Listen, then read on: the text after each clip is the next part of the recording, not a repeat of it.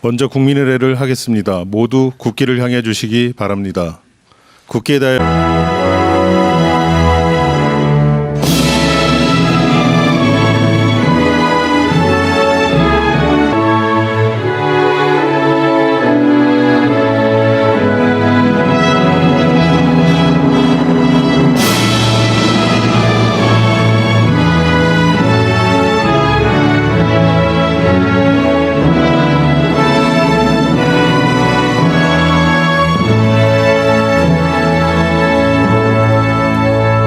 바로 모두 자리에 앉아 주시기 바랍니다.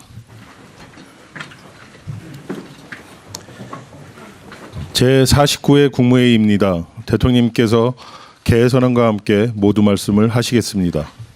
네, 제49회 국무회의를 시작하겠습니다.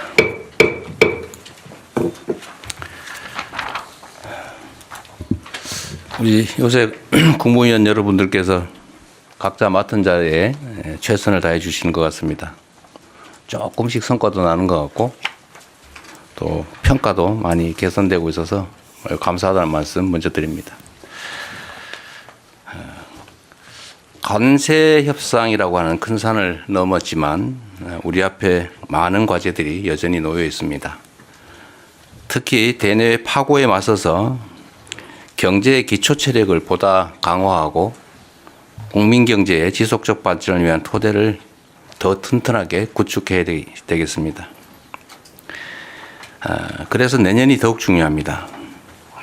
경제, 민생 회복의 불씨를 더욱 키워서 잠재 성장률을 반등시킬 수 있도록 정책적 역량을 총 집중해 주시기 바랍니다. 적극적인 내수 회복, 그리고 국익 중심의 통상 강화, 초혁신 기술 투자 확대, 그리고 과감한 균형 성장 전략의 수립, 그리고 추진에 만전을 기해 주시기를 부탁드립니다. 서민의 삶이 가장 중요합니다. 물가 안정에 각별한 노력이 필요한 이유입니다. 김장철을 앞두고 배추, 무 같은 채소류 가격은 안정됐는데 그 밖의 상품들은 오름세를 보이고 있다고 합니다. 가계의 부담이 가중되지 않도록 선제적인 수급 관리에 만전을 기하고 관계부처가 발표한 유통구조 개선안을 속도감 있게 추진해 주시기 바랍니다. 소비자들을 기만하는 소위 슈링크플레이션 같은 이 꼼수에 대한 제도적 보완책도 서둘러 마련해야 되겠습니다. 우리 공정거래위원회 담합 잘 챙기고 계시죠? 공정거래위원회 사무처장입니다. 네, 잘 챙기고 있습니다. 그리고 겨울철이 다가오고 있기 때문에 어려운 분들이 더 어려워질 수 있습니다. 이런 분들에 대한 지원 대책 역시 세심하게 점검하고 또 부족한 부분이 혹시 있다면 신속하게 보완해 주시길 바랍니다. 이거 최근에 꽤 여러 차례 말씀드린 거긴 한데 한 번 더 말씀드리도록 하겠습니다. 우리 사회 일부에서 인종, 출신, 국가 이런 것들을 가지고 정말로 시대착오적인 차별, 혐오가 횡행하고 있습니다. 이 사회가 점차 양극화되고 있는 와중에 이렇게 극단적 표현들이 사회 불안을 계속 확대시키고 있습니다. 특히 SNS 등에서 이 특정 대상을 향한 혐오 표현이 무차별적으로 유포되고 허위 정보 또는 조작 정보가 범람하고 있습니다. 더 이상 이를 묵과해서는 안 됩니다. 이는 표현의 자유의 한계를 넘어서는 명백한 범죄 행위입니다. 혐오 표현에 대한 처벌 장치를 속히 마련하고 또 허위 조작 정보 유포 행위를 근본적으로 차단하고 엄정하게 처벌하는 데 총력을 기울여야 합니다. 특히 이 경찰의 역할이 중요합니다. 잘 챙겨봐 주시기 바랍니다. 인종 혐오나 차별, 사실관계를 왜곡, 조작하는 이런 잘못된 정보의 유통은 민주주의를 위협하는 행위입니다. 사람들의 일상을 위협하는 행위이기 때문에 추방해야 될 범죄다라고 생각해 주셔야 합니다. 정치권에서도 이 혐오 범죄, 허위 조작 정보 근절에 함께해 주시기를 당부드립니다. NDC 관련해서 요즘 논란이 좀 있습니다. 그런데 탄소 중립 사회로 전환은 일부 고통이 따르더라도 지속 가능한 성장 또 글로벌 경제 강국 도약을 위해서는 반드시 가야 될 정말로 피할 수 없는 길입니다. 피할 수 없으면 즐겨라라는 얘기도 있지만 이런 반드시 해야 될 일들을 회피하면 더 큰 위기를 맞게 됩니다. 우리의 현실적 여건 또 국민의 부담을 종합 감안해서 목표와 수단 사이에서 균형점을 찾는 실용적인 지혜가 반드시 필요하겠습니다. 정부는 재생에너지 전환, 온실가스 감축 과정에서 나타날 수 있는 국민과 기업의 어려움을 다방면에서 살펴주시기 바랍니다. 네, 이상입니다. 이후 회의는 국무총리께서 진행해 주시겠습니다. 잠깐 이 회의 자료가 어디 갔지?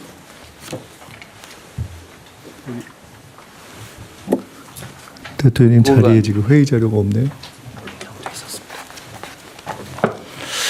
네, 오늘 회의 자료를 좀 보니까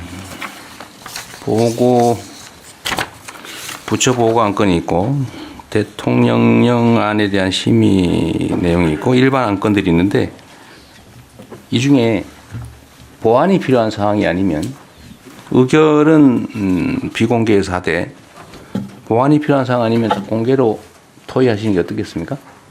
네, 두 건을 지금 부처보고 중에서는 두 건을 하기로 되어 있고 그 다음엔 비공개로 되어 있는데 그 뒷부분 뭐 굳이 그럴 필요 있나요? 잠깐 아마 그 내용을 부처 간에 협의한 것 같은데 그 사이에 한 번 더 협의를 듣겠습니다. 지금. 한번 아니 이 중에 그 부처 보고 안건이 4건이 있거든요. 4건이 있고 체육단체 혁신 방안은 비공개하기로 했던 건가요? 거기하고 그 앞에 그 안표까지를 아마 비공개로 하기로 했. 아니 그 거기부터를 공개합니다. 일반 평화교육계까지 공개. 그다음에 안표하고 체육단체 혁신 방안을 비공개로 하기로 되어 그렇게 조정을 지금 한 것 같은데요, 실무적으로. 그런데 가급적이면 국정이라고 하는 게 우리 국민들께서 다 이해관계가 있는 일인데 문체부는 이거 비공개로 해야 될 특별한 이유가 있어요? 공개하겠습니다. 그러니까 합시다 그냥 하고 일반 안건은 NDC, 예비비, 협정안, 영예 수여안, 보고안건 1건 이것도 비공개해야 될 이유가 특별히 있습니까?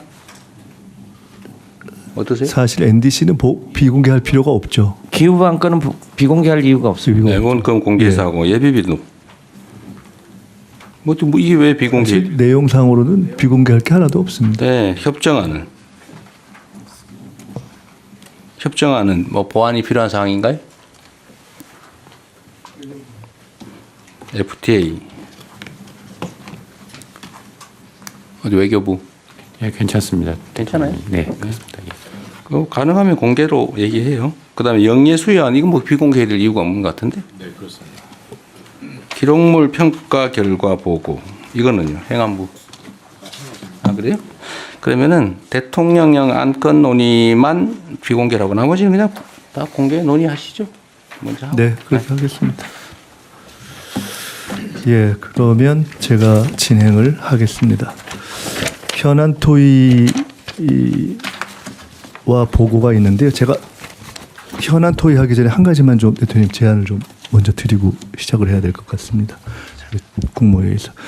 지금 우리 정부의 최우선 과제 중에 하나가 아시다시피 국민주권과 민주주의의 확립입니다. 그런데 현재 내란 재판과 수사가 장기화되면서 내란 극복이 지지부진한 그러한 상황인 것이 현실입니다. 가령 경찰의 국회 출입 통제, 개헌 정당성 옹호 전문 발송 뭐 이런 것들이 정부 내부에서 내란에 동조한 행태들인데 이에 대해서 그간 국회 국정감사 언론 등을 통해서 문제제기가 계속돼 왔습니다. 내란에 가담한 사람이 승진 명부에 이름을 올리게 되는 등 문제도 제기되고 결국은 이것이 공직 내부에서 헌법 가치를 훼손하는 것이 아니냐 하는 지적이 있고 이것이 결과적으로는 공직사회 내부에서도 반목을 일으키고 궁극적으로 국정 추진 동력을 저하시킨다는 목소리가 많습니다. 그래서 종합적으로 좀 판단을 한 끝에 헌법 존중 정부 혁신 TF를 정부 내에 구성했으면 좋겠다 하는 제안을 드립니다.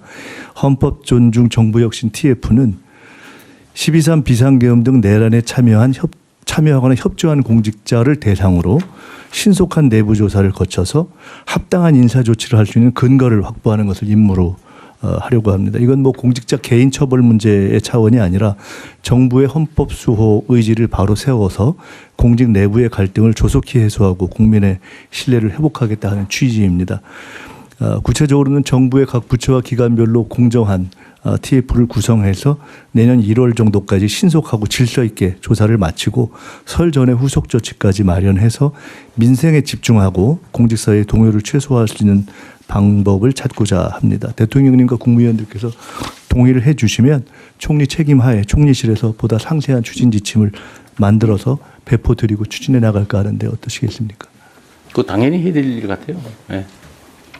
어쨌든 이게 내란에 관한 문제는 이제 특검에서 수사를 통해 형사처벌을 하고 있는 건데 내란에 관한 책임은 이제 관여 정도에 따라서 이제 형사처벌을 할 사안도 있겠고 또는 행정 책임을 물을 사안도 있고 또는 인사상 문책이나 또는 뭐 인사 조치를 할 정도의 낮은 수준도 있기 때문에 필요할 것 같습니다. 네. 네. 특검에 의존할 게 아니고 독자적으로 해야 될 일 같아요.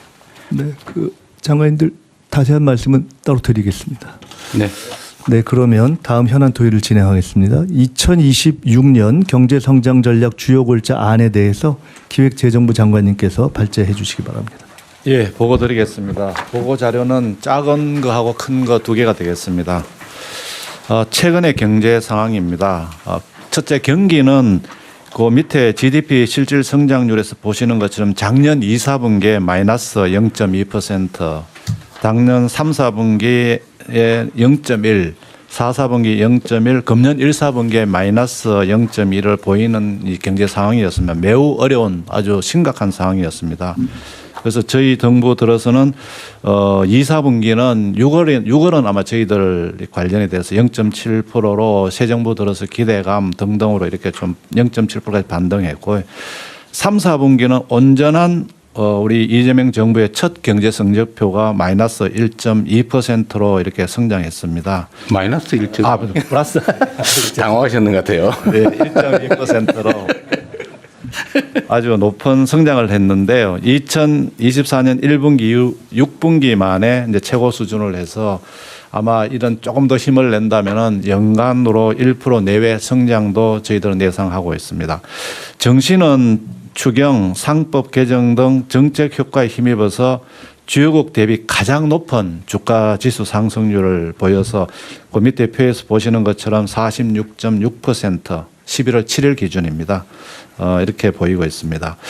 이러한 경기 회복 및 정시의 어떤 상승의 모멘텀을 이어받아서 내년도에는 본격적인 성장 드라이브를 걸어서 잠재 성장의 달성을 넘어서서 잠재 성장률 반등의 원년, 좀 전에 대통령께서도 말씀하신 바와 같이 만들 그런 필요가 있기 때문에 그러한 각오하에서 2026년도 경제 성장 전략 마련을 추진하게 되었습니다. 그동안의 경제 상황 점검회의 간담회 관계 장관님들하고 상의도 했습니다. 그리고 기재부하고 뭐 일부 부처 간에는 또 1대1 간담회도 해서 1차적으로 저희들이 과제를 모았는 부분이 밑에 표에서 나오는 부분이고 자세한 것은 큰 종이로 보고를 드리겠습니다. 향후 부처가 내년도부터는 주도적으로 정책 과제를 구체화 추진하고 기재부나 다른 부처는 부처 간에 이견이 있는 과제라든지 또는 여러 부처가 같이 협의해서 하는 그런 과제에 대해서는 조율 지원을 하도록 하겠습니다. 이런 작업이 되면은 내년도 2026년 초에 부처 업무 보고 첫 순서로 이 경제 성장 전략을 발표하고 이어서 부처별로 세부 과제 발표하는 게 어떠냐는 그런 생각을 가지고 이번은 좀 토의를 해서 결정을 하도록 하겠습니다. 다음은 큰 종이가 되겠습니다. 2026년도 경제성장 전략 주요 골자는 큰 종이가 되겠습니다. 부문별로는 거시 경제 및 민생 안정, 그다음에 이게 성장 동력 확충, 그다음에 양극화 구조 극복, 지속 성장 기반 확충으로 이렇게 네 가지로 일단은 구분을 해봤습니다. 그리고 거시 경제 및 민생 안정에서는 세 가지 분야, 그 경기 활성화, 민생 안정, 리스크 관리해서 3대 부문에 7개 세부 과제를 이렇게 이제 배분을 했고, 이 부분도 오늘 논의 또는 또 추후적으로 부처하고 협의를 통해서 조정 가능하다는 말씀을 드리겠습니다. 여기에 다양하게 부동산, 물가 안정, 소상공인, 서민, 분별 거시경제 전략을 다 이렇게 배치를 했습니다. 두 번째는 성장 동력 확충에 있어서는 국가 전략 산업 육성에 반도체, 방산, 컬처, 그다음에 주력 산업, 그다음에 경제 혁신 본격화에는 AI 대전환 및 초혁신 경제 본격 추진, R&D 혁신, 탄소 중립 및 에너지 전환을 배치했습니다. 그리고 대외 통상 환경 여건의 변화에 따라서 신대외 경제 전략 추진에 있어서 한미 통상 협상 후속 조치, 수출 시장, 공급망, 그리고 인적 자본 극대화에는 청년 중장년 고용 촉진, 그리고 재도전 재기 지원, 기술 인력 양성, 고등교육 혁신, 저출생 대역, 외국 인력 전략적 활용 이렇게 배치를 했으면 어떤가 하고 했습니다. 그다음에 양극화 구조 극복에서는 지역 균형 성장에서 지역 산업 인프라 확충, 지방 우대, 지역 관광 촉진, 사회 연대 경제 활성화, 그리고 대중소 상생 및 중기 성장 지원에는 대중소 지식 기술 협력, 기술 탈취 방지, 중소기업 경쟁력 제고, 글로벌 진출 등이 포함되는 부분이 되겠습니다.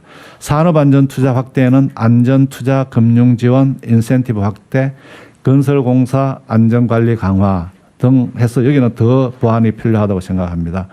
그다음 노동시장 이중구조 완화에는 임금격차 완화, 비정형 근로자 보호, 개정 노조법 원활한 시행이 되겠습니다. 사회안전 매트 강화에는 서민금융지원 확대, 노후소득 보장, 퇴직연금의 기금화 등이 포함 과제가 되겠습니다. 저소득층 지원, 그리고 지속 성장 기반 강화에는 생산적 금융 확대를 위해서 여기는 과제가 좀 있습니다. 벤처 투자 확대, 국내 주식 장기 투자 및 기업 자금 공급 촉진, MSCI 선진국 지수 편입 추진 및 윅비라고 해서 이거는 이제 국채입니다. 국채의 선진국 지수 편입, 첨단 산업 금융 지원, 그리고 규제 혁신에서는 데이터 공유 확대, 기업 규모별 규제 개선, 경제 형벌 합리화, 그리고 재정 공공기관 혁신에 있어서는 기획예산처 설립에 따라서 재정 운용 방식이라든지 지출 구조를 대혁신하는 방안, 그다음에 사회보험 재정 안정화,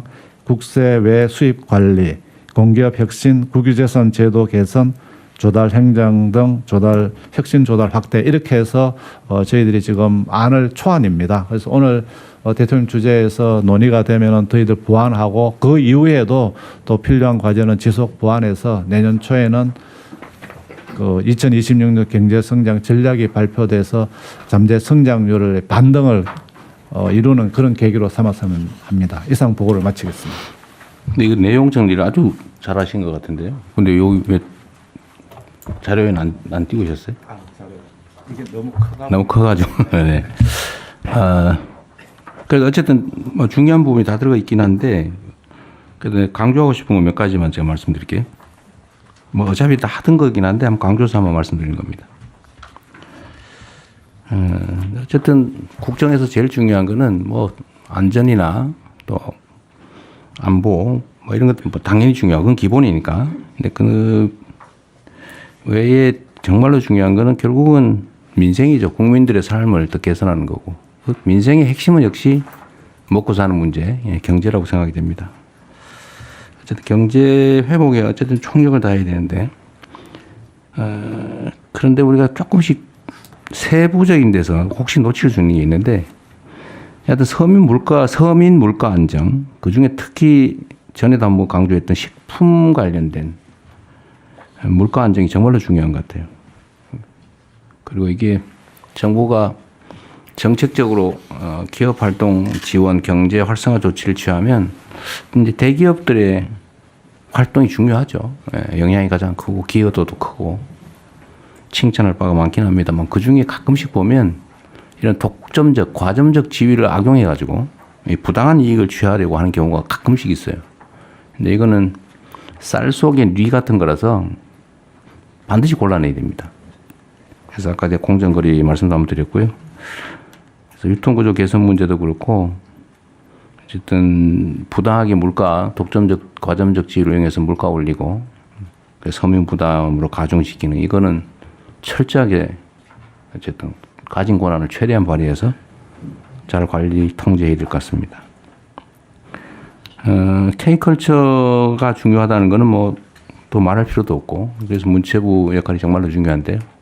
하여튼 제가 최근에 여러 군데서 얘기를 들어보면 외국 정상들하고 통화를 하거나 만나서 얘기를 해보면 우리가 조금만 외교적 노력 이거 조금만 더 하면 정말로 시장이 많이 열리겠다 생각이 들었어요. 그중에 특히 문화 분야. 문화가 이게 기업 진출의 천병 역할을 하잖아요. 대한민국 코리아에 대한 이미지, 인상을 개선하면 상품에 대한 수요가 늘어나는 그 원리가 있는 것 같아요. 그때 문화 수출이 1이 되면 상품 수출이 1.8배가 늘어난다. 그때 그렇게 얘기했죠. 네, 맞습니다. 그래서 문체부가 힘들겠지만 지금 잘하고 계시지만 더 주력해 주시길 바라고요. 그래서 뭐 게임이니 푸드, 뷰티 뭐 이런 거는 정말 가능성이 많은 영역 같고 이건 또 중소기업 영역이라서 일자리에도 크게 도움되는 것 같습니다. 그다음에 인적 자본 극대화 부분에서 다른 것도 다 중요한데 하여튼 제도전 재기 지원 이거 정말로 강조 다시 한번 해야 될 것 같습니다. 예. 펀드도 그렇고 금융도 그렇고 하여튼 뭔가 실패하면 다시 일어날 수 있게 해줘야 되고 이게 실패 경험이 많은 사람이 오히려 성공 확률이 높다는 건 통계적으로도 나온 사실인데 하여튼 우리 사회의 일반적인 분위기가 한 번 실패하면 마치 그 퇴출되는 것 같은 그런 상황이라서 하여튼 재기 제도전 지원 제도는 최대한 발굴해 주시기 바랍니다. 지역균형 성장 중에 지방우대 정책은 어쨌든 계속 확대해 주시고요.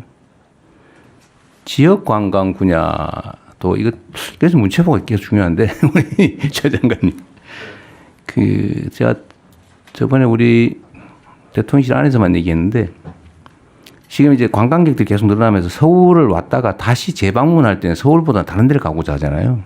재방문이 늘어나는데 그래서 다른 지방에 대한 홍보가 정말로 필요할 것 같고 그거는 요즘은 그 광고나 홍보는 SNS를 활용하는 게 정말로 효율적일 것 같아서요. 뭐 체험기라든지 이런 걸 좀 대대적으로 좀 해주시면 좋겠어요. 관광공사가 뭘 하는지 잘 모르겠는데 그 역할을 잘하게 해주십시오. 지역 관광 촉진은 정말 중요한 아이템 같습니다. 그리고 대기업들이 지금 정책, 국가 정책에 이제 가장 혜택을 보는 게 대기업들인데, 그리고 수출 기업들, 대기업들인데, 요즘 아주 대기업들 잘하고 있어요.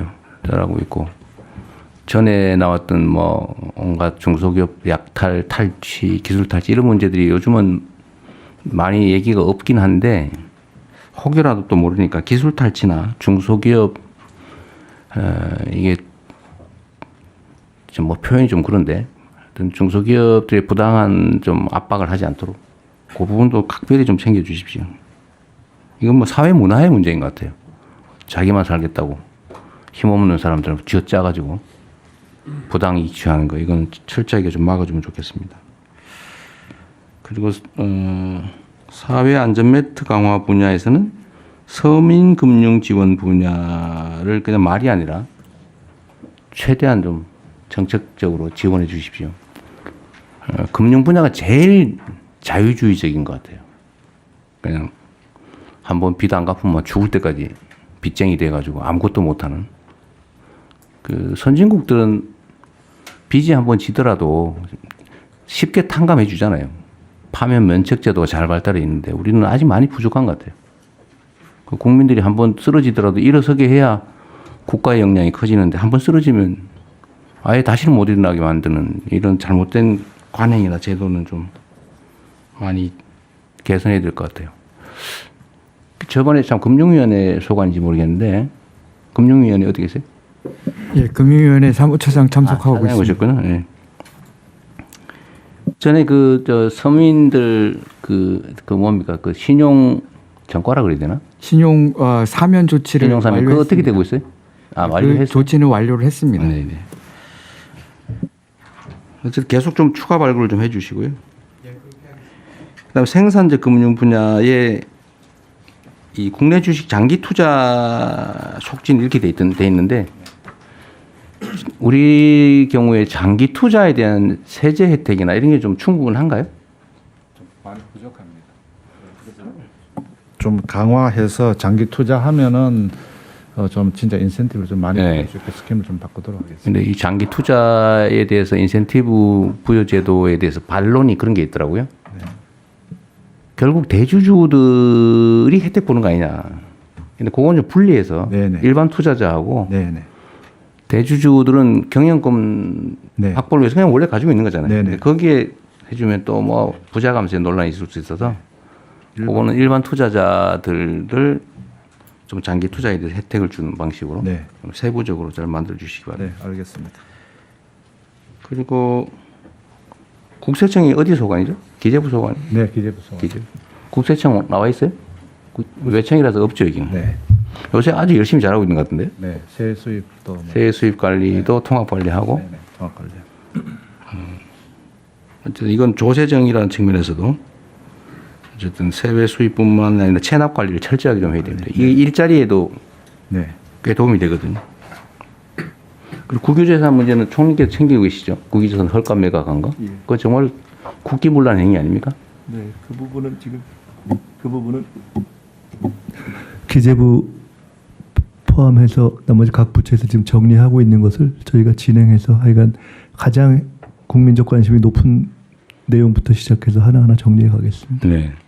그리고 이게 부총리님 이거 제가 정리된 거 보니까 눈에 딱 들어오는데 이것도 우리 국민들도 좀 볼 수 있게 네네. 어쨌든 웹잡으로 만들든지 해서 네.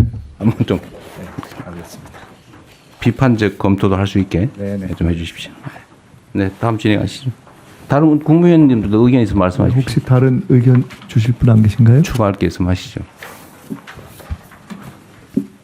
국무위원님도 안 넣으면은 나중에 업무 보고할 때 대통령께 보고 드릴 게 없을 수도 있습니다. 네, 성평등 가족부 장관입니다. 네, 네. 네.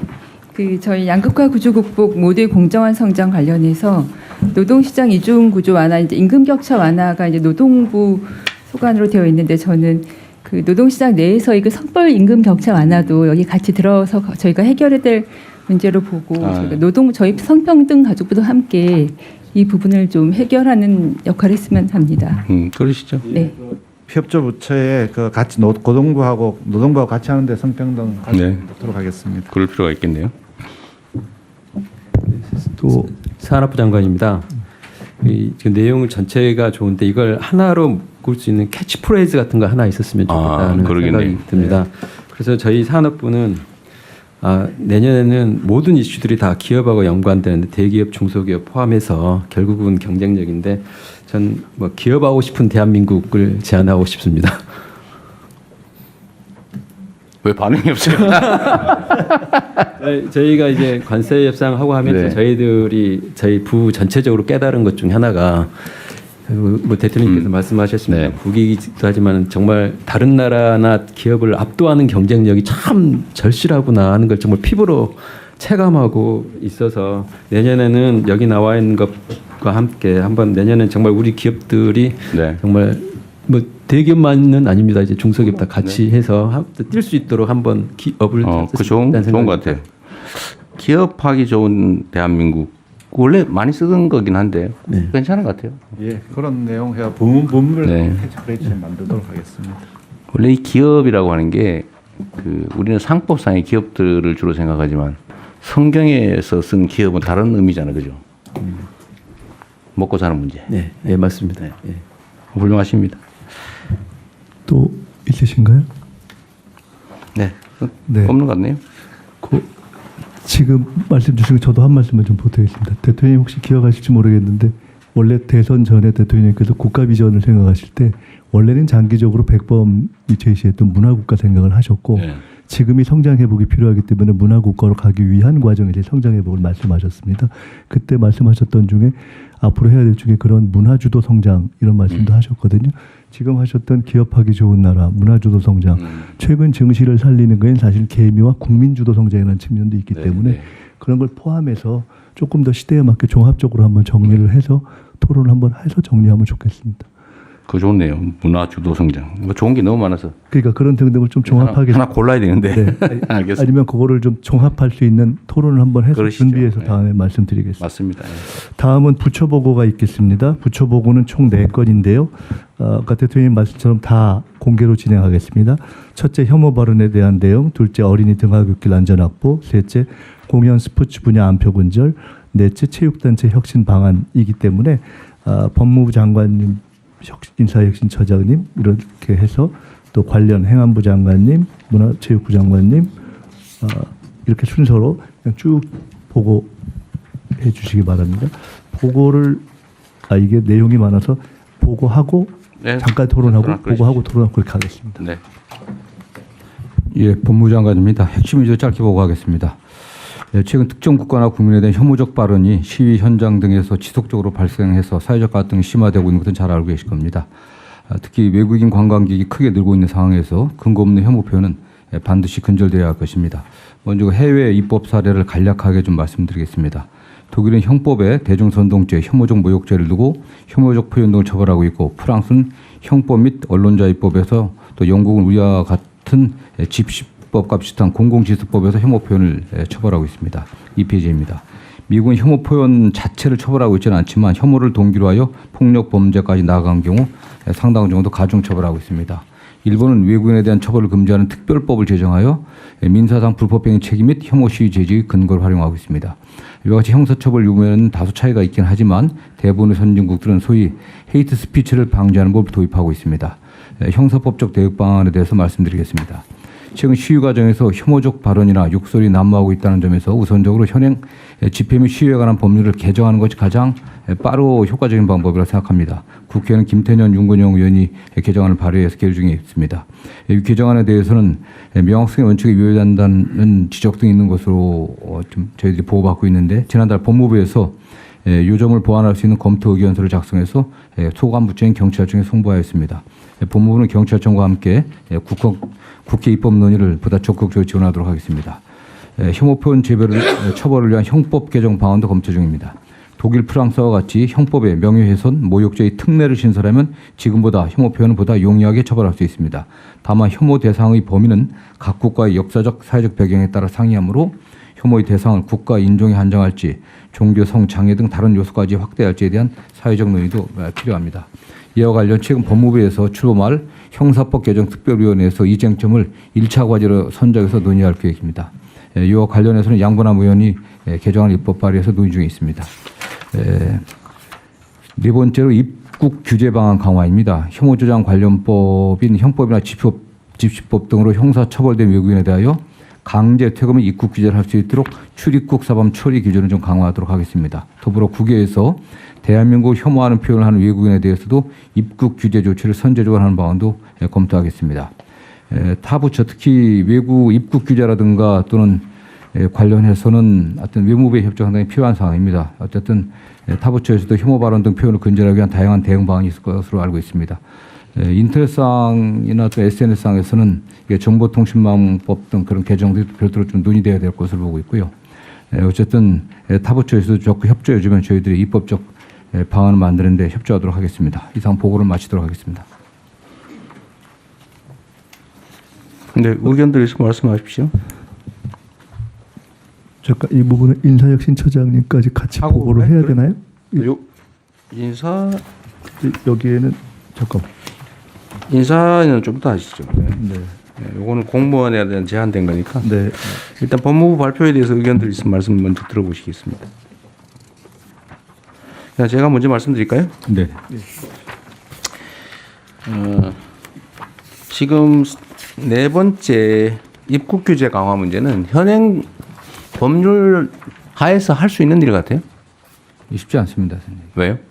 일단 지금 관련 기준이 지금 없습니다. 이거에 관련해서는. 기준 만들면 되잖아요. 예, 예. 그래서 지금 그걸 저희들이 입법 없이도 할 수 있는 일 같은데. 출입국 사범 처리 기준을 지금 개정하려고 좀 하고. 필요한 뭐 그 기준을 만드시고 만약에 이게 시행령 수준 대통령령이나 아니면 뭐 규칙이 필요하면 그걸 제정을 하시죠. 네네. 예. 그 법률 범위 내에서 그래서 그렇게 시행하면 될 것 같고요. 혐오 표현 처벌을 위한 형법 개정을 해야 될 필요가 있어 보이는데 만약에 하게 되면 그 사실적시 명예훼손 제도 이번 기회에 동시에 폐지하시는 걸 검토하십시오. 예, 알겠습니다. 예, 그건 국회하고 좀 논의를 하시던 데서요. 네네. 있는 사실을 얘기한 걸 가지고 뭐 명예훼손이라고. 그건 민사로 해결해야 될 것 같아요. 형사처벌할 일은 아니고. 집시법 개정, 형법 개정 문제는 좀 신속하게 하면 될 것 같고 독일이나 해외 입법례를 참고해서 네네. 시간 걸리지 말고 빨리 하면 좋겠습니다. 네, 신속히 하도록 하겠습니다. 네. 네, 대통령님 행안부입니다. 네, 네. 네네. 지난 에이펙을 계기로 해서 국가경찰위원회 의결을 통해서 혐오 집회 시위에 대한 대책을 마련했고요. 그 시행 중에 있습니다. 그런데 이제 그 외에 혐오 현수막이 또 맞아. 그 얘기. 예, 문제가 심각해져 가고 있습니다. 특히 정당 현수막이 5개 광고물법뿐만 아니라 정당법에 의해서 허용이 되어 있기 때문에 이 부분에 대한 그 법률 개정도 네. 필요하다는 말씀입니다. 아니 안 그래도 제가 그 말씀 한번 드리려고 했는데 제가 최근에 어디 보니까 뭐 사실인지 아닌지 모르겠는데 현수막을 달기 위한 정당을 만들고 있다고 하더라고요. 그냥 길바닥에 막 걸려 있는 이게 정말 저질스럽고 수치스러운 그런 내용의 그런 현수막이 당에서 그런 거라고 철거를 못 한다 그래요. 그 사실 최초의 이 입법 취지에서 완전히 벗어난 악용 사례잖아요. 그리고 저도 지방자치단체장을 해봤는데 그 현수막이 정말로 동네 지저분하게 만들거든요. 그 지정계 시대에 닮으면 모르겠는데 아무 데나 그냥. 근데 정당이라고 이런 현수막을 아무 데나 막 달게 하는 게 그게 맞는 건지 모르겠어요. 법률로 지금 허용돼 있는데. 예, 그 금지되는 현수막에 대한 법적 근거가 있습니다. 예를 들면 인종차별적 또는 성차별적 내용의 인권 침해 우려가 있는 경우에 그 게시된 현수막을 철거할 수도 있는데요. 그래서 이걸 근거로 해서 금지 광고물 적용 가이드라인을 지방 정부에 전부 보낼 예정입니다. 그러니까 그건 현행법 안에서 하는 건데 그 정당이라고 현수막을 거의 무제한으로 막 걸 수 있다. 그러니까 현수막 걸기 위한 정당을 만들어 가지고 지금 하고 그 또 일부 얘기에 의하면 그게 무슨 종교단체하고 관계 있다는 설도 있고. 근데 이게 정말 문제 같아요. 현행 규정상 지금 동당 2장씩을 달 수 있게 해놨는데요. 여러 정당이 달다 보니까 경쟁적으로 달아서요. 도시 미관도 굉장히 좋지 않습니다. 그래서 전체적으로 총량도 좀 규제를 할 필요가 있고요. 실제로 현수막 정당은 못 달게 하는 게 맞는 것 같습니다. 그런데 법률상으로 넌 현수막 정당이니까 달지 마라. 저기 원내 정당이고 뭐 국회의원 많으니까 달겠다. 그거 말이 안 되잖아요. 저는 물론 이게 제가 당 대표 있을 때 만든 법 같기는 한데 이렇게 악용이 심하게 되면 그 개정하든지 없애야 되는 거 아닌가요? 제가 지금 자치단체장들이 그런 민원도 많거든요. 그 법률로 그걸 허용을 해놔가지고. 제가 구청장을 할 때 그래서 소위 공공게시대를 역사 주변에 만들어서요. 그 역사 주변에 공공게시대에 달 수 있도록 해줬습니다. 근데 지금은 그냥 아무데나 막 달고 있어서요. 지금 도로가 뭐 이런 육교 이런 데 마구 달아놔가지고 사실은 교통사고 위험도 크고 그리고 보기에 너무 안 좋아요. 그래서 마이크 켜고 말씀하십시오. 이 정당 현수막이 너무 그 혐오를 유발하고 또 학생들의 교육적인 역효과도 있을 뿐만 아니라 정당에 대한 혐오증이 유발해서 굉장히 심대합니다. 반드시 법을 개정해서 원내 정당이 됐든 어떻든 간에 차별성을 두고 책임 있는 정당으로서 모습을 보여줘야 된다고 생각하기 때문에 반드시 이 부분은 개정을 해야 될 사항입니다. 그 당 쪽하고 협의를 좀 해가지고 좀 어디서 해야 될지 모르겠는데 당 쪽하고 협의를 좀 해서 이건 개정을 해서 현수막 달기 그 정당이라고 현수막 마구 달 수 있게 하는 게 말이 되나 이게 너무 행안위 소속 정당법이 행안위 정당법도 행안부 소관 법률입니다. 네. 그거를 저는 이거를 허용한 거를 이제는 좀 못 안 하는 걸로 바꿔야 될 것 같아요. 그 정당이 국가 보조금 받아가면서 온갖 수단이 다 했는데 그걸 현수막까지 막 동네에 그 너저분하게 막 걸 수 있게 허용하는 게 말이 되는지 잘 모르겠어요. 그건 뭐 입법적으로 가능해 보이긴 한데 어차피 이게 정당법의 정당 활동의 자유, 그다음에 일반적으로 표현의 자유의 문제라고 해당하지만 잘 아시는 것처럼 뭐 국가안전모형 질서유지 공공복리를 제한할 수 있기 때문에 해당 규정에다가 이걸 공공복리를 제한할 수 있다고 해놓고 거기에다 이런 혐오 표현들 같은 거 할 수 없다. 아니면 정당의 목적이나 활동에 위배되는 현수막은 달 수 없다. 이런 정도 해놓으면 충분히 입법은 가능해 보입니다. 그런데 그건 주관적인 평가가 들어가기 때문에 이 정치적 차별 논란이 발생해서 일반적인 뭐 규정이죠. 아니 이게 원래는 못 달게 돼 있었거든요. 네. 원래는 지정 현수막에만 달 수 있게 돼 있었고 정당이라고 아무 때나 막 달 수 있게 하는 거 그 법으로 만든 거 아니에요. 근데 그 법을 없애야 돼요. 그 일종 특례 특혜법을 만든 거 아닙니까? 예, 그걸 그 5개 관공물법과 정당법을 모두 개정해서 원래대로 네네. 옛날로 원래대로 돌아가야 돼요. 네. 원래 허용이 안 돼 있었어요. 지정계 시대 외에는 게시할 수 없게 되어 있습니다. 그건 협의를 좀 해보시죠. 네. 너무 보기 안 좋습니다. 다른 의견들 마저 예, 듣고. 대통령 정철시장입니다. 네, 네.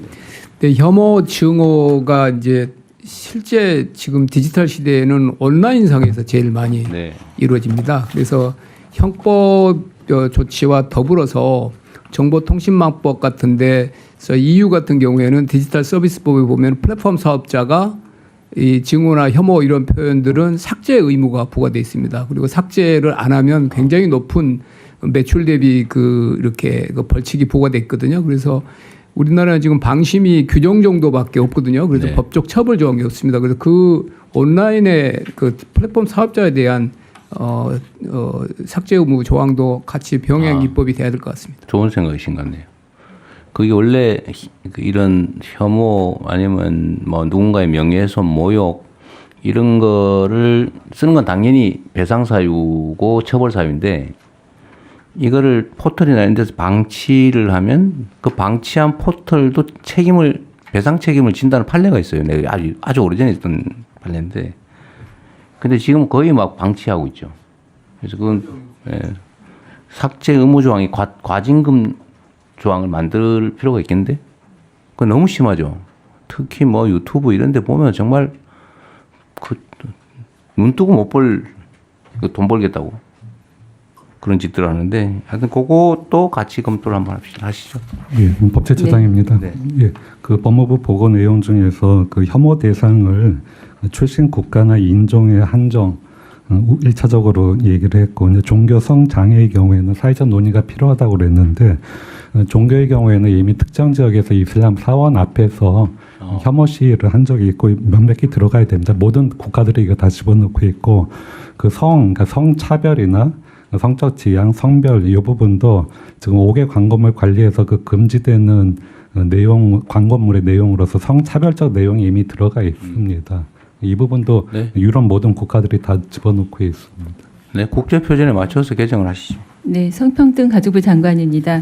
이 혐오 표현 처벌을 위한 형법 개정안을 이 성평등 사회 실현하는 데 굉장히 큰 도움이 될 것 같습니다.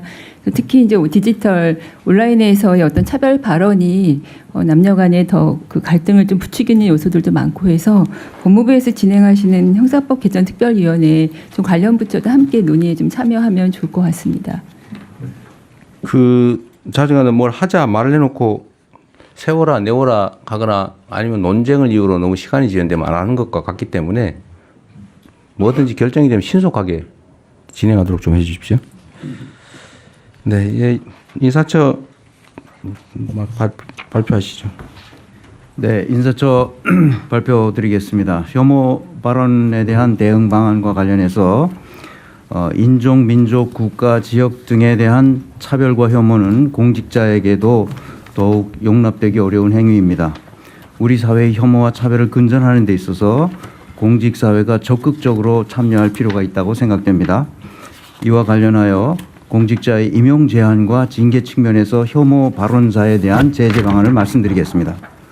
첫째, 법무부 등 관계 부처에서 그 혐오 발언 처벌 규정을 마련하면 이를 위반한 자에 대해서는 엄격히 공직 임용을 제한할 수 있도록 일반 범죄보다도 강화된 별도의 결격 사유를 넣어서 마련하려고 합니다. 훌륭한 제안이신 것 같네요. 네네. 공무원이 재직 중에 혐오 발언을 하는 경우 처벌 규정을 두어서 임용 결격 사유에 해당하는 경우에는 당연 퇴직될 수 있도록 할 예정입니다. 또한 형사 처벌 여부와 관계없이 혐오 발언을 한 공무원에 대해서는 그 경중을 따져서 징계를 통하여 엄중히 책임을 묻도록 하겠습니다. 이를 통해 공직사회의 혐오 발언에 대한 불관용의 원칙을 명확히 하도록 할 예정입니다. 이상입니다. 네, 이건 꼭 필요할 것 같습니다. 얼마 전에 무슨 어떤 기관장이 하얀 얼굴, 까만 얼굴 이런 소리 해가지고 이게 어쨌든 참 있을 수 없는 일을 하고도 멀쩡하게 살아있더라고요.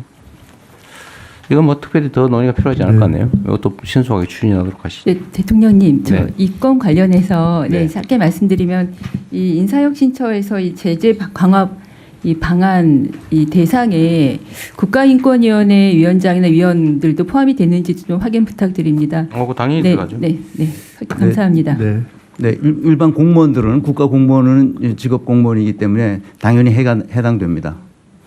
그 해당되고 산하 공공기관 뭐 저기 이런 데도 다 적용되죠. 네, 공공기관은 대부분 국가공무원법을 준용하고 있기 때문에 아까 지금 말씀하신 대로 예를 들면 국가인권위 뭐 예를 들면 적십자회 뭐 이런 데는 어떻게 됩니까? 그거는 이제 당연히 같이 적용되게 해놔야죠. 네네. 그런데 정무직의 경우에는 국가공무원법 적용이 되지 않기 때문에 그거는 별도로 정무직. 네, 대통령 임용권에 해당되는 정무직들은 그냥 이게 혐오 발언을 했다는 사실만으로도 당연 퇴직이 되도록 그렇게 됩니다. 앞뒤가 안 맞는. 다 된다고 안 된다고? 된다고요. 혐오 발언을 했을 경우에 정무직의 경우 그 인사권자에 의해서 처리하면 되는 겁니다. 아니 그건 인사권의 문제고. 네. 그 자동으로 자격이 있냐 없냐. 그건 경중에 따라서 판단하게 돼 있습니다. 그러니까 자동으로 되는 건 아니라는 얘기죠. 네네 그렇습니다. 예, 법제처장입니다. 그 관련해서 한 가지 말씀드리면 그 인사권 외에 인사조치 외에 지금 외국의 경우에는 혐오 발언을 한 기업이나 기관에 대해서 단체에 대해서 공공계약에서 배제하거나 아니면 보조금 지급을 그걸 제한하는 조치를 취하는 경우도 있습니다. 참고가 될 것 같습니다.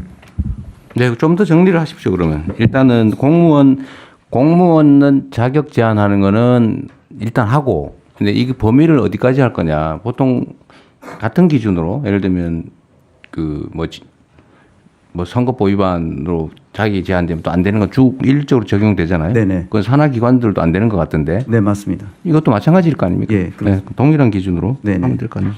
네. 네, 이 사안에 대해서는 다른 의견이 없으시면은 이 안건은 원안대로 접수하겠습니다. 다음은 어린이 등하굣길 안전확보 종합대책이고요. 행정안전부 장관께서 보고해 주시는데 죄송하지만 저는 오늘 농업인의 날 제가 때문에 진행할게요. 강원도에 저는 먼저 가고 부총리님께서 그래? 그러십시오. 네, 행정안전부 장관입니다. 미성년자 약취 유인 범죄 근절을 위한 어린이 등하굣길 안전확보 종합대책을 보고드리겠습니다.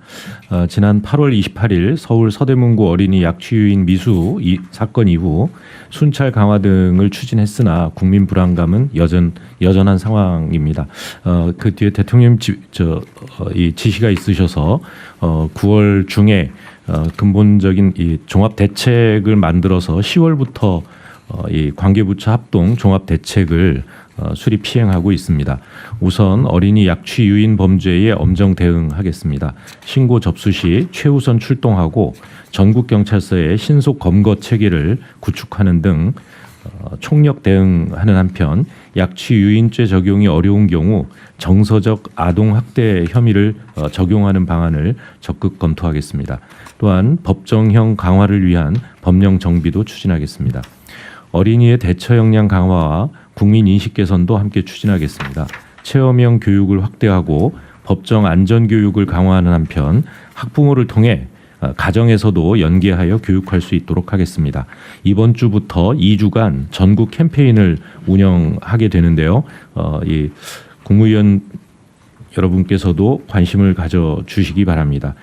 이 함께 그 국민과 소통하며 등하굣길 안전을 챙겨 주시기 바랍니다. 이와 함께 유괴 예방 수칙과 국민의 인식을 높이기 위한 다양한 콘텐츠를 개발하여 확산하겠습니다. 어린이가 안전한 돌봄 환경 조성에도 힘쓰겠습니다. 학교 주변 아동 보호구역 지정을 확대하고 이 CCTV 설치를 지원하는 한편 지능형 관제 체계도 강화해서 등하굣길 안전 사각지대를 줄여나가겠습니다. 아이들의 안심 귀가를 위해 워킹 스쿨버스와 등하교 알림 서비스를 확대하고 어린이 안전물품 지원을 강화하겠습니다. 각 부처에서는 소관 분야 대책을 차질 없이 추진하여 주시고 캠페인 등 대국민 홍보에도 적극 협조해 주시기 바랍니다. 이상 보고를 마치겠습니다. 네. 예, 의견 있으면 말씀해 주시기 바랍니다. 뭐 당연히 해야 될 거라서 추가할 거 있으시면 말씀하시고요. 어쨌든 계획에 그치지 말고 철저하게 집행해 주시기 바랍니다. 예, 그렇게 하겠습니다. 그리고 좀 덧붙여서 제가 전에 얼마 안 되긴 했는데 지금 경찰 인력이 매우 일을 자꾸 많이 만들다 보니까 부족할 수 있는데 경비 인력을 일반 치안 인력으로 좀 전환하는 작업은 하고 있는 거죠? 네, 착수했습니다. 경찰에 그 대통령 지시를 전달했고요. 예, 계획 중입니다. 네, 좀 진행 사항을 빨리 체크해서요. 네, 보고 드리겠습니다. 네. 예, 더 이상 의견이 없으시면 원안대로 접수하겠습니다. 다음은 공연 스포츠 분야 안표 근절 강화 방안입니다. 문화체육관광부 장관께서 보고해 주시기 바랍니다. 네, 문화체육관광부 장관입니다. 공연과 스포츠 분야의 안표 근절 방안에 대해서 보고드리겠습니다. K-팝 콘서트, 프로야구 경기, 인기 공연의 티켓을 확보해서 수십 배 높은 가격으로 되파는 안표 판매 행위가 여전히 기승을 부리고 있습니다. 공연법과 국민체육진흥법에서 규제를 하고 있다고는 하나 티켓을 확보하는 과정에서 매크로를 사용한 경우에만 처벌을 하도록 되어 있어서 적발도 쉽지 않고 처벌 수준도 매우 낮습니다.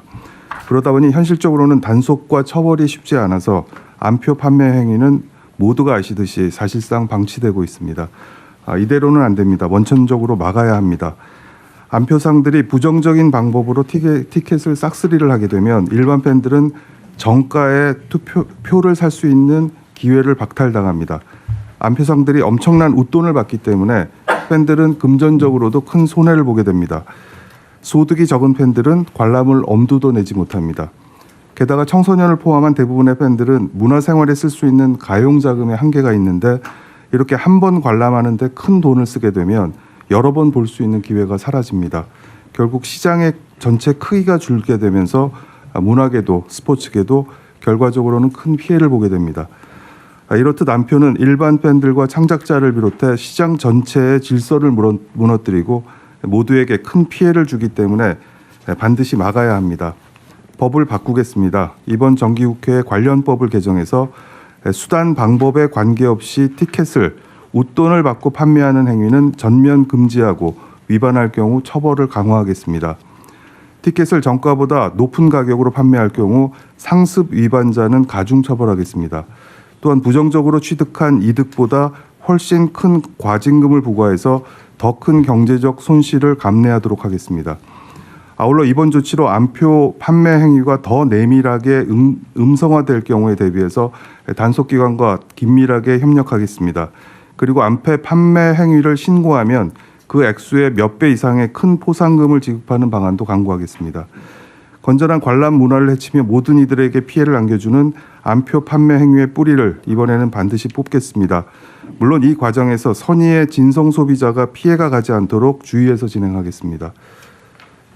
네, 감사합니다. 예, 의견 있으면 말씀해 주시기 바랍니다. 요새도 이 안표 때문에 시끌시끌해요. 근데 한때 안표 많다가 없어졌었는데 최근에 갑자기 더 많아졌나 봐요. 보통 늘 있고요. 보통 가을에 포스트 시즌, 프로야구 포스트 시즌 때 또 이게 확 늘어납니다. 네. 그 열심히 준비하셨는데 죄송한데 다 좋은데 네. 형벌 강화는 반대입니다. 과징금, 과태료, 안표, 야구장 안표 팔다 걸렸는데 그 징역형 10년 이상, 지금 10년 이하 하더라도 법원이 징역형 선고할 리가 없어요. 괜히 수사하고 재판하느라고 돈만 잔뜩 들고 역량 낭비 같은데 그냥 과징금을 대폭하시는 게. 네, 과징금 할 거고요. 대통령님. 근데 네. 안표상들은 광범위하게 많은 사람들이 하는 게 아니고요. 정말 소수의 사람들이 악덕업자들이 하고 있습니다. 그 걸리면 돈을 뺏어야지. 그 징역할 리가 없다니까 법원이. 알겠습니다. 시간 인력이만 소모될 것 같아요. 근데 우리가 형벌 조항이 너무 많다. 독일에 비해서 3배 많다던가 그래요. 하여튼 3배가 많대. 형벌 조항이. 그래서 그런 걸 보면 형벌 조항을 없애고 실효성도 없는 거. 괜히 저번에 초코파이 1,000원 가지고 재판하느라고 얼마나 인력 낭비입니까? 예를 들면 그런 거. 근데 이런 것도 저는 이번 기회에 아예 이거 과징금 조항을 넣으려면 개정을 해야 되는데 형벌 조항을 빼버리시는 게 어떨까 싶은데 차라리. 대통령 비서실장입니다. 저희가 대통령실에서 사전에 점검했던 내용인데 말씀대로 저희가 형벌 조항을 줄이자라고 제안을 했는데 이게 반영이 안 된 것 같고 그리고 사전에 하나 더 좀 추가했으면 좋겠다고 생각한 건 신고하면 포상금 제도를 그걸 많이 해요. 신고하면 포상금 제도를 오히려 도입하자고 제안했는데 이 두 가지가 지금 빠져 있는 것 같습니다. 아까 말씀하셨어요. 네, 포상금은 말씀드렸고요. 네. 저도 그 얘기 하려고 했는데 하여튼 과징금을 때리면 정부 수입이 되잖아요. 그걸 정부가 다 가질 이유는 없는 거고 신고한 경우는 과징금 부과액의 뭐 한 10%를 지급한다든지 이렇게 하고 과징금을 예를 들면 판매 총액의 한 10배 아니면 10배에서 뭐 30배 뭐 최상한은 얼마로 정하든지 하여튼 그렇게 좀 개정을 하시고 이번 기회에 요거는 그 조항에 넣어야 되니까 우리 기본 방침에 따라서 이거 처벌 조항을 만드는 건 강화는 안 되고 아예 빼버리시는 게 어떨까요? 안표가 팔았다고 형사처벌하는 게 이게. 참고로 말씀드리면 지금 경범죄 처벌법에서 안표 판매행위에 대해서 처벌 규정을 두고 있습니다. 그래서 20만 원 이하 벌금, 구류 또는 과료 입니다. 이 부분도 같이. 그러면은 어쨌든 이건 일종의 특별법이니까 이거 어디에다가 지금 어디에 있다는 거예요? 이게 벌칙이? 아니 1년 이하 징역 1,000만 원 이하 벌금이 어디 있다는 거예요? 있는 걸 지금 강화하겠다는 거잖아요. 네, 지금 공연법이랑 국민체육진흥법에 있습니다. 국민체육. 그러면 옛날에 요즘은 없지만 기차표 사가지고 안표 하는 거는 대상이 안 되네요? 아닙니다. 그 대상입니다. 공연법하고 아까 거기는 해당이 안 될 것 같은데? 제가 맡고 있는 분야가 이렇고요. 예. SRT나 KTX 이런 이 표를 가지고 매크로 프로그램을 이용한 범죄가 또 횡행하고 있습니다. 그래서 경찰청에서 이 특별 단속을 하고 있습니다. 그냥 똑같은 방식인가 봐요. 그 공연법하고 뭐 철도법하고 비슷하게 돼 있는 것 같아요. 예, 매크로 프로그램을 활용해가지고. 근데 그러니까 지금 딱 그거잖아요. 매크로라고 하는 수단으로 제한을 하니까 그냥 줄 서서 사는 건 방법이 없다. 그냥 가서 대량으로 예를 들면 매크로를 안 하고 사면 대책이 없는 거잖아요, 그죠? 아니요, 일단 매크로로 샀는지 안 샀는지를 아니 처벌 조항이 매크로로 제한을 해놓으니까 그 외에는 처벌이 안 된다는 거잖아요. 제재가 안 된다는 거죠. 그냥 제한을 없애고 무조건 뭐 방식 수단을 제한할 필요가 없다는 거잖아요. 웃돈을 받고 판매하면 무조건 하는 김에 그러면 공연법 이게 참 너무 많아. 여러 법으로 흩어져 있어서요. 일단은 서둘러서 개정을 하고 내년에는 종합해서 이거를. 그러면 이거부터 그럼 먼저 하시죠. 이거는 꽤 논란도 많고 시끄럽더라고요. 그럼 이거는 하되 어떤 형사처벌 조항을 빼고 과징금을 세게 하는 걸로 다시 검토를 한번 해보고. 네, 대통령님 그렇게 넣을 텐데요. 또 하나는 이번에 국세청에서 적발을 해봤더니 수십억씩 벌고 있습니다. 그러니까 거기를 몇 배를 해야지. 몇 배로 하면 수백억 되잖아요. 네, 그래서 망하는 거지. 그럼. 탈세부터 다양한 형태의 범죄 행위가 여기 들어가 있기 때문에 그 부분은 다시 한번 살펴보겠습니다. 어쨌든 처벌보다는 과징금이 훨씬 효과가 큽니다. 몇 배 이렇게 해버리면요. 알겠습니다. 예, 또 의견이 있습니다. 신고 포상금도 확실하게 좀 도입하시고요. 네. 예, 더 이상 의견이 없으시면 대통령 말씀하신 그 과징금, 신고포상금 강화하고 하는 방안으로 하고 나머지는 원안대로 접수하겠습니다. 다음은 계속해서 체육단체 혁신 방안 보고입니다. 문화체육관광부 장관께서 보고해 주시기 바랍니다. 네, 문체부는 체육단체 정치적 중립성과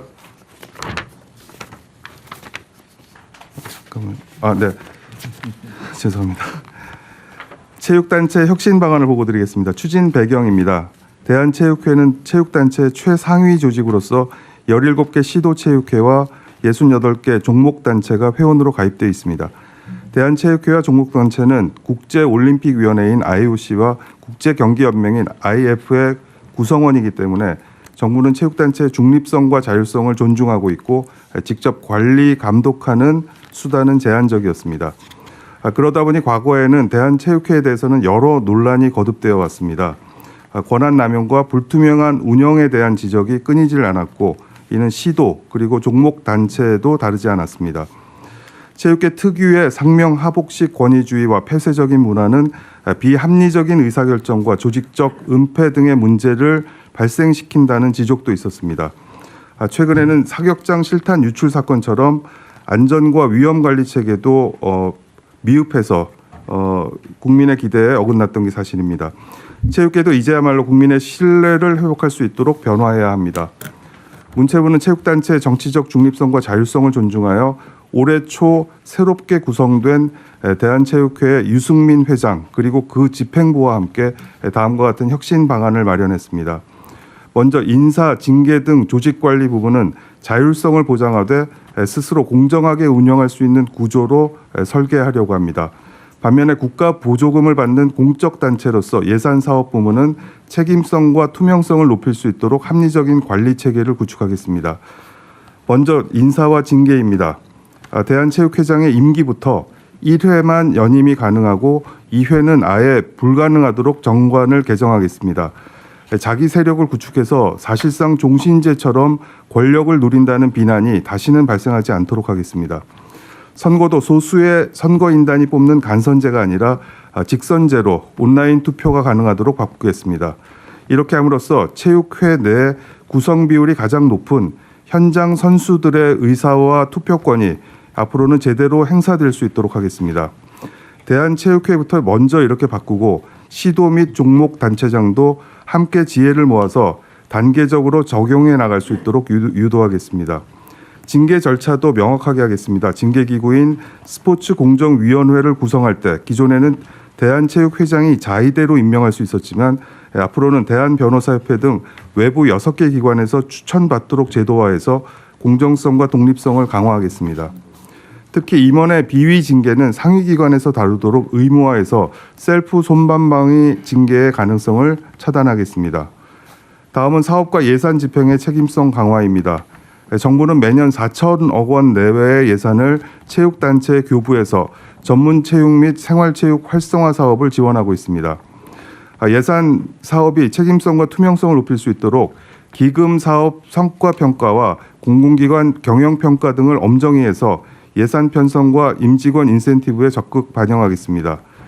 둘째, 국고뿐 아니라 후원금 등의 자체 예산도 문체부의 승인을 받도록 하고 대한체육회가 회원 단체에 배분하는 사업도 정산 책임을 강화해서 예산의 투명성을 높이겠습니다. 마지막으로 안전 시책을 총괄할 수 있는 조직을 신설하는 등 안전과 위험 관리에도 만전을 기하겠습니다. 대한체육회는 이러한 혁신안을 내년 안에 모두 끝내고 후년에는 산하 회원 단체까지 마무리해서 체육단체의 자율성은 존중하되 공정성과 책임성이 확실히 담보되는 구조를 만들겠습니다.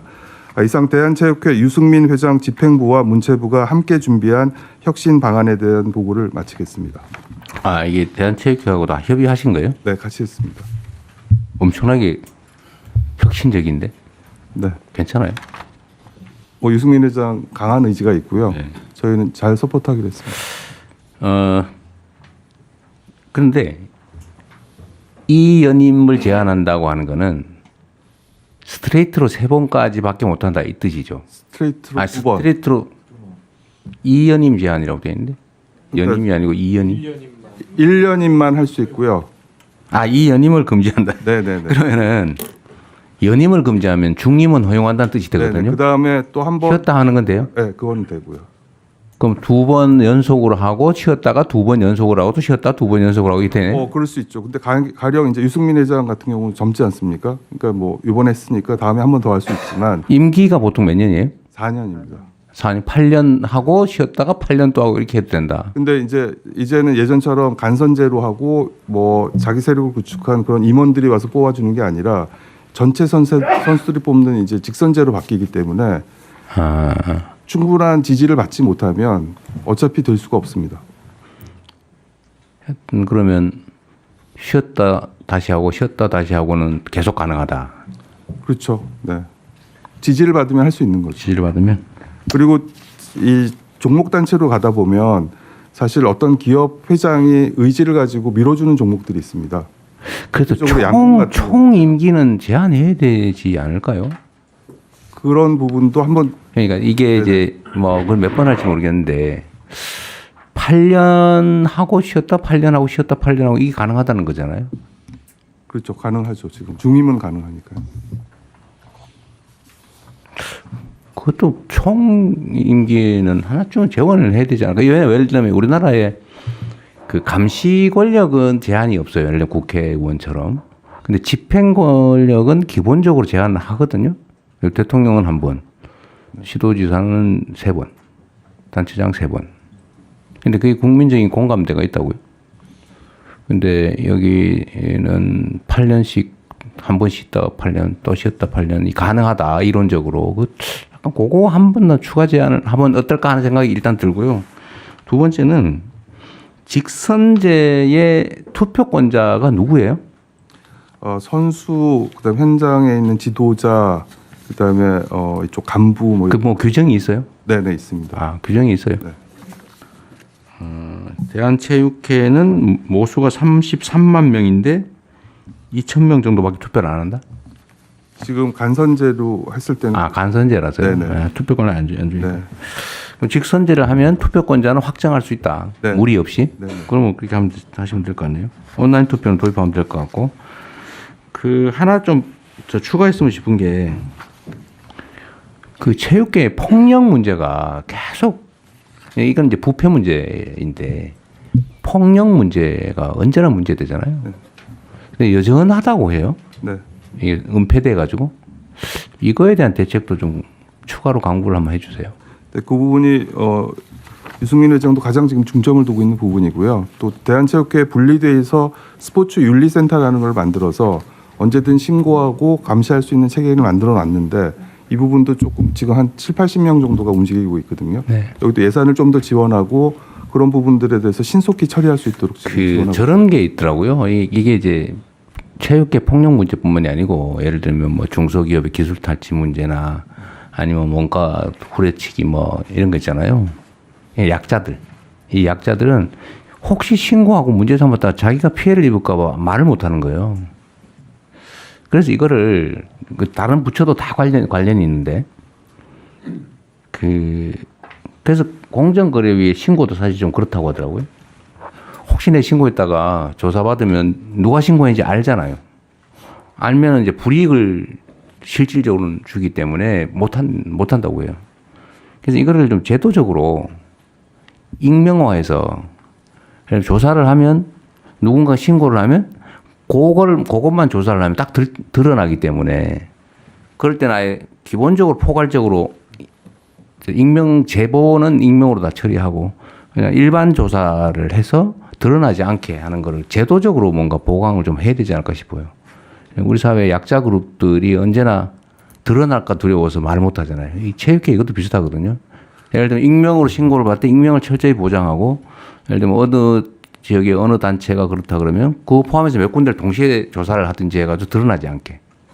좀 그 방법을 좀 강구를 해보시면 어떨까 싶습니다. 그냥 아이디어예요. 네, 스포츠는 특히 학교에서 매우 폐쇄되어 있는 형태에서 일어나고 있는 폭력이기 때문에 잘 드러나지가 않습니다. 그리고 이 피해자가 겁을 먹어서요. 신고도 제대로 못 하고 있습니다. 그래서 대통령의 말씀처럼 그렇게 조사하는 방법에 있어서도 아주 기술적인 네. 법들을 잘 찾아내서 피해가 가지 않도록 하겠습니다. 익명 신고를 확실하게 보장하고 그 절대 노출되지 않도록 조사를 할 때도 좀 광범위하게 묶어서 하도록 제도화하는 게 어떨까 싶습니다. 제가 얼마 전에도 보니까 그 내가 이걸 그만두지 않는 한 문제 삼을 수 없다 이런 기사도 하나 있더라고요. 그게 약자들은 언제나 그런 상황에 처하죠. 네, 참고로 인사혁신처에서 참고로 그 간부 모시는 날이 있다는 걸 저도 충격을 받았는데요. 간부 모시는 날이 있어요. 네. 그래서 익명으로 신고센터를 개설해서 하도록 하면 효과가 있습니다. 네. 네. 네, 지금 익명 참고로 신고센터는 있고요. 아, 이미. 네, 있습니다. 네, 네. 네. 그리고 지난 8월달에 저희가 한 번 걸리면 무조건 퇴출입니다. 지금은 그렇게 운영을 했더니 신고가 지금 꽤 많이 들어오고 있습니다. 아, 그래요? 빨리빨리 처리를 하고 있습니다. 그리고 교육부의 협조가 많이 필요합니다. 보통 학원 체육 안에서 일어나는 또 폭력들이 많기 때문에 그래서 같이 협력해서 잘 대응하도록 하겠습니다. 부 장관님, 저희 과거에 그 조재범 사건이 있었을 때도 저희 성평등가족부에서 협조해서 문체부 산하의 스포츠혁신위원회 구성된 바 있는데 그때 고안된 제도 중에 하나가 스포츠윤리센터인데 윤리센터가 그 이후에 또 정권이 또 다른 정권 하에서 제대로 기능을 못한 면이 있으니까 살펴봐 주시고 저희 성평등가족부에서도 학교 청소년과 그 체육회 내에서의 성폭력 성희롱 그 대응에 좀 적극 지원하도록 하겠습니다. 네. 네, 그냥 특별히 방안까지는 모르겠는데 우리 학생 선수 같은 경우에 체육을 하게 되면 일정한 성적이 나지 않으면 그 다음 장래가 없기 때문에 특히 이런 폭력에도 저항하지 못하는 경우가 많습니다. 그런데 그렇게 정말 견디다 못해서 신고를 했는데 그래서 그 선생님 그 지도자는 그만두시긴 했는데 그걸 사실은 이제 그 학생들이 운동을 계속하기가 힘든 상황이 생길 수 있거든요. 근데 이런 거 할 때 제일 중요한 것 중에 하나는 지금 사안이 접수돼서 밝혀지면 일단 퇴출을 시키는데 퇴출하고 그 스포츠계가 국가대표 선수를 지도하던 분이 무슨 비리가 있어 생기면 저 지역에 있는 다른 단체로 가서 활동을 하게 되고 그러면서 그 같은 종목 안에 분들끼리는 이게 굉장히 네트워크가 잘 돼 있어서 서로 밀어주고 이런 게 있거든요. 그래서 그 퇴출이 그냥 그 자리에서 물러나는 게 아니라 그 종목 관련 전 스포츠계 전체에 어디든 그러니까 작은 학교의 지도자조차도 갈 수 없도록 그런 근본적인 퇴출이 어떻게든 고민이 됐으면 좋겠습니다. 네, 그렇게 지금 퇴출되고 있습니다. 아예 자격 자체가 박탈이 돼서 다시는 들어와서 가르치는 일을 할 수 없도록 그렇게 지금 진행되고 있습니다. 네. 그래서 저번에 양궁 선수 어떻게 됐어요? 지금 계속 징계위원회 진행 중입니다. 오래 걸려요? 네, 또 이 신청도 있고 그래서 또. 하여튼 뭐든지 너무 지연되지 않게 네. 신속하게 좀 처리하면 좋겠습니다.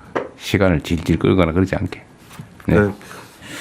예, 더 이상 의견이 없으시면 오늘 논의된 결과는 보완하는 것으로 하고 나머지 부분은 원안대로 접수하겠습니다. 이상으로 부처 보고를 마치겠습니다. 그래서 오늘 또 공개해야 되기 때문에 일반 안건을 먼저 심의하도록 하겠습니다.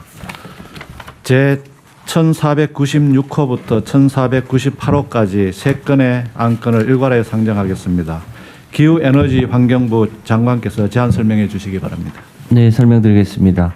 2035년 국가 온실가스 감축 목표안은 파리 협정에 따라 모든 당사국들이 5년마다 유엔에 제출하는 것으로 올해 우리나라의 감축 목표안을 제출할 필요가 있습니다.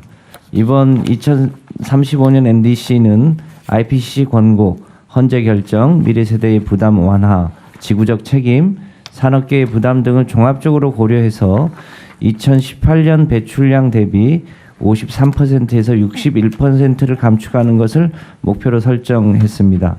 이 목표 이행을 위해 재생에너지 확대와 전력망 확충, 탈탄소 산업 전환, 전기차 보급 확산, 열 공급의 전기화, 가축 분야의 에너지화, 신규 흡수원 확대 등을 통해 부분별 온실가스 감축을 적극 추진하겠습니다. 또한 KGX 추진 전략을 함께 마련하여 전력, 산업, 수속, 건물 등 분야별 핵심 과제를 선별하고 재정, 금융, 세제, 제도 등의 측면의 통합 지원을 통해 탈탄소 전환과 녹색 산업 육성을 이뤄내도록 하겠습니다. 여기 회의 자료 좀 누구 챙겨주세요. 회의 자료가 있는 거죠? 이거 회의 자료가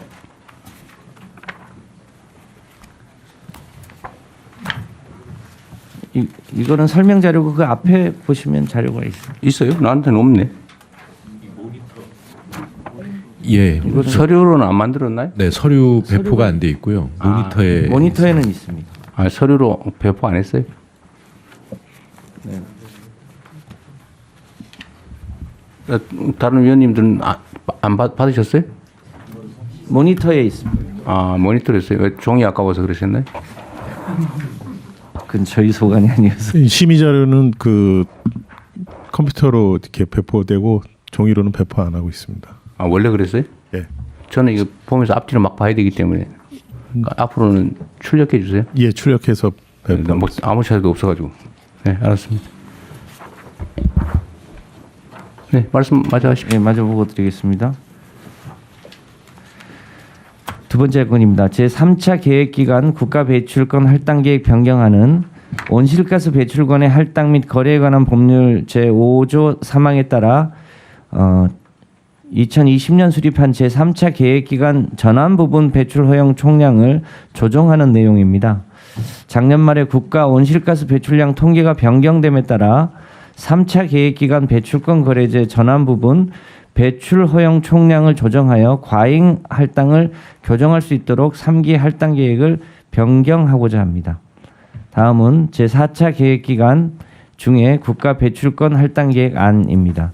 이 안은 온실가스 배출권의 할당 및 거래에 관한 법률 제5조에 따라 제4차 계획기간의 온실가스 배출권 할당 등에 대한 구체적인 기준을 제시하는 계획입니다.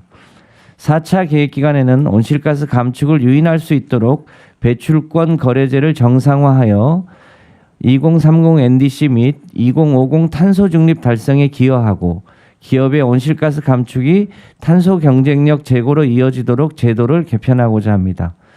4기 할당 계획은 온실가스 감축 기능을 강화하되 경기 변동에 따라 배출권을 유연하게 공급하며 제도를 단계적으로 강화하고 산업계 업종별 특성을 반영하여 기업의 제도 이행력을 제고하는 내용을 담고 있습니다. 이상 3건의 의안을 심의 의결하여 주시기 바랍니다. 예, 의견을 말씀해 주시기 바랍니다. 너무 복잡한 의제라서 의견들이 없나 본데요. 이게 사실 논란이 상당히 많은 거죠. 그렇습니다. 그 처음에 국민 공청회 시작할 때는 감축안이 48%안, 53%안, 61%안, 65%안 네 가지를 가지고 검토를 했는데요. 그 중간에 헌재의 위헌 판결, 헌법 불합치 판결이 있었는데 그 헌재의 내용을 쭉 함의해 본 바 최소한 미래 세대 부담을 줄이려면 최소한 53%는 넘겨야 할 것 같고요. IPCC가 중간에 61%, 그러니까 2019년 대비 60%를 줄이라고 하는 권고가 있었고요.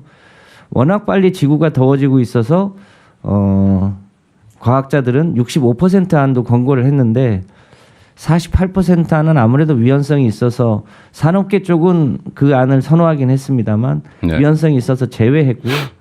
65%는 우리가 아무리 해도 좀 무리가 따라서 선형으로 직선으로 그어서 달성할 수 있는 53%와 61% 사이를 범위 형태로 결정하게 됐습니다. 이게 어쨌든 뭐 얘기로는 2018년에 배출한 탄소 총량 기준으로 53%를 줄일 것이냐 아니면 61%까지 줄일 것이냐 그 논란이 있는 건데 어쨌든 우리 목표로는 최저 53% 최대 61%까지 줄이겠다는 목표를 수립한다 그 말이죠. 그렇습니다.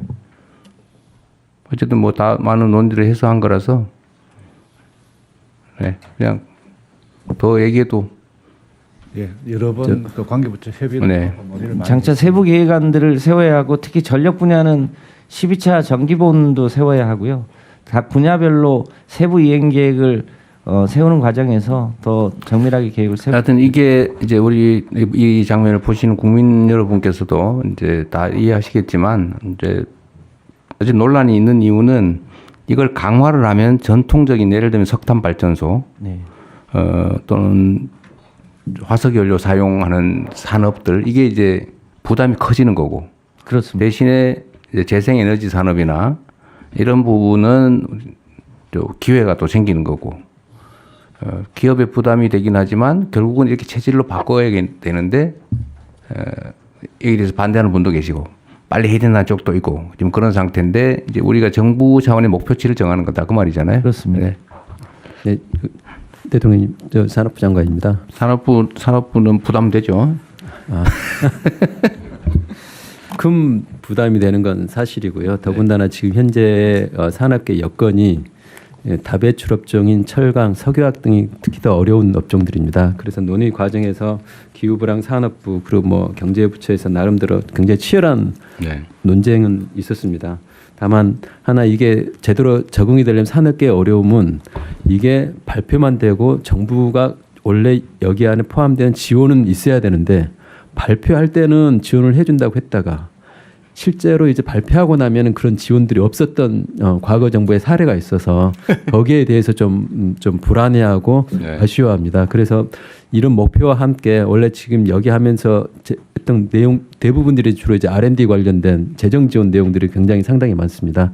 이런 부분들이 같이 가서 업계에서도 어차피 대통령님께서 말씀하셨다시피 이게 시대의 흐름이고 따라가야 된다면 그에 같이 가서 업계의 경쟁력, 산업의 경쟁력 강화될 수 있도록 각별히 좀 네. 관심을 가져주시면 감사하겠습니다. 그런 거 잘 챙기시라고 저기 기업하시던 분을 산업부 장관으로 모신 겁니다. 아, 알겠습니다. 네, 잘 챙기세요. 네. 예, 의견 또 있으십니까? 예, 더 이상 의견이 없으시면 세 건의 안건은 각각 원안대로 의결하겠습니다.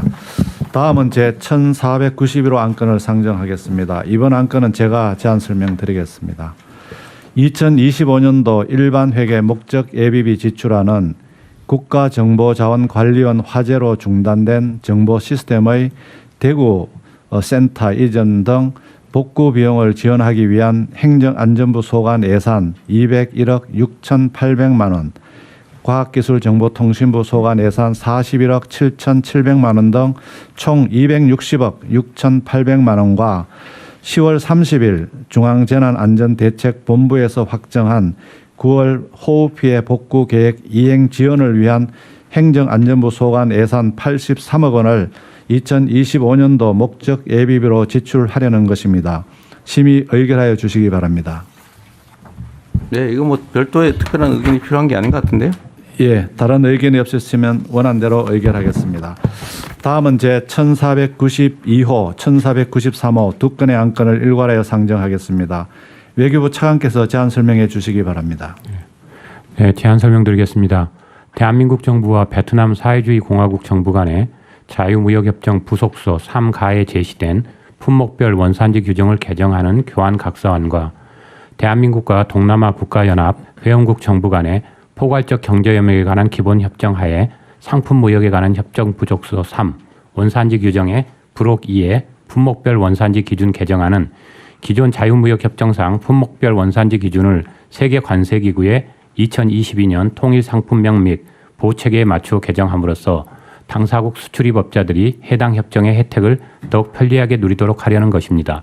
상기 2건은 국회 비준 동의를 필요로 하지 않습니다. 이상 2건의 의안을 심의 의결하여 주시기 바랍니다. 의견이 있으시면 말씀해 주시기 바랍니다. 없습니다. 예, 의견이 없으시면 두 건의 안건은 각각 원안대로 의결하겠습니다. 다음은 제 1494호 안건을 상정하겠습니다. 행정안전부 장관께서 제안 설명해 주시기 바랍니다. 네, 영예 수여안은 순국선열의 날 등 기념 유공자를 비롯하여 새마을 운동을 통해 지역사회 발전에 기여한 유공자 등 총 15개 부문 205명에게 훈 포장을 수여하려는 내용입니다. 심의 의결하여 주시기 바랍니다. 의견을 말씀해 주시기 바랍니다. 뭐 잘 선정하셨겠죠? 네. 예, 다른 의견이 없으시면 원안대로 의결하겠습니다. 다음은 보고 안건을 심의하겠습니다. 제1495호 안건을 상정하겠습니다. 행정안전부 장관께서 제안 설명해 주시기 바랍니다. 제안 설명드리겠습니다. 2025년 기록관리 평가 결과는 공공기록물 관리에 관한 법률 제9조 및 동법 시행령 제63조에 따라 중앙행정기관, 특별지방행정기관, 국공립대학 등 총 248개 기관에 대한 기록관리 현황을 종합적으로 평가한 결과입니다. 평가 결과 전체 평균은 76.9점으로 이전 그러니까 23년도를 대상으로 한 평가 대비 0.6점 하락하였으나 기관 유형별로 평가 초기 그러니까 14년에서 16년에 대비하면 평균 점수가 대폭 상향돼서 전체 공공기관의 기록관리 업무가 체계적으로 정착되고 있습니다. 여전히 미흡한 기관이 약 23% 정도 되지만 이전 평가 대비 약 4% 정도 감소하는 등 점차 줄어들고 있습니다. 평가 결과 우수 기관은 유공 포상 등 인센티브를 부여하고 미흡 기관에 대해서는 상위 부처와 함께 현장 지도, 컨설팅 등 다양한 방법으로 기록관리 체계가 실질적으로 개선될 수 있도록 지원해 나가겠습니다. 심의 접수하여 주시기 바랍니다. 의견을 말씀해 주시기 바랍니다. 없습니다. 네, 다른 의견이 없으시면 원안대로 접수하겠습니다. 이상으로 공개 심의를 마치고 비공개로 전환하도록 하겠습니다. 네, 이후 순서는 비공개로 진행하오니 언론인 여러분께서는 협조해 주시기 바랍니다.